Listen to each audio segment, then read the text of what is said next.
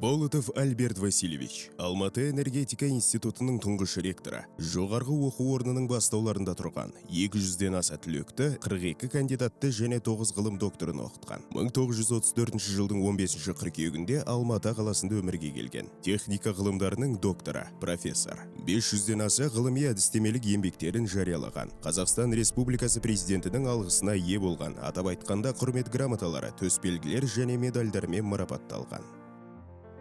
Работал, в должности от КСРО мемлекеттік ғылым және техника комитетінің патронатында менің басшылығыммен құрылған плазмалық үдерістің проблемалық зертханасында инженерден бастап меңгерушіге дейінгі қызметті атқардым.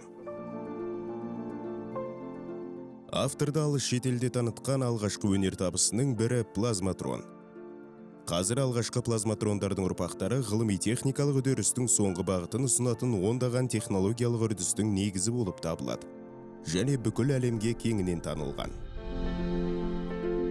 Болотовтың қатысуымен және басқарумен өткен плазмалы генераторлар мен плазмалы реакторлардың қағидалы сұлбалары, сондай-ақ түпнұсқалы құрылмалары осы күнге дейін материалдарды өңдейтін технологиялық үдерістерде қолданылады. Соңғы жылдары Болотовтың ой мақсатын жаңартылатын энергия көздері толығымен қамти бастады. Болотовтың желдік роторлық турбинасы кешенді энергетикалық жүйесі жел мен күн арқылы жұмыс істейді. Және қазір Болотовтың винт роторы деп аталады. Бұл ғалымның әлемге қалдырған үлкен мұрасы. Әуедегі ағымның жылдамдығы мен бағыты бойынша энергияны тиімді қолдануды қамтамасыз ету үшін Болотовтың желдік роторлық турбинасының жаңа үлгісі тік өстік жел турбиналарын жасап шығарған. В Казахстане было установлено... Қазақстанда осындай жабдықтардың 50-ден астам орнатылған. Сонымен қатар Канада, Корея және Ресейде орнатылған. Яғни барлық жерде жаңартылатын энергия көздерінің жоғары дәрежесін көрсеткен.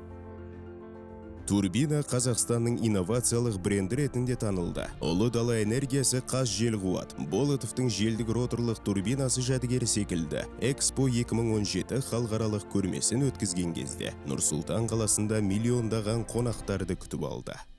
Благодарю за внимание. Назарларыңызға рахмет.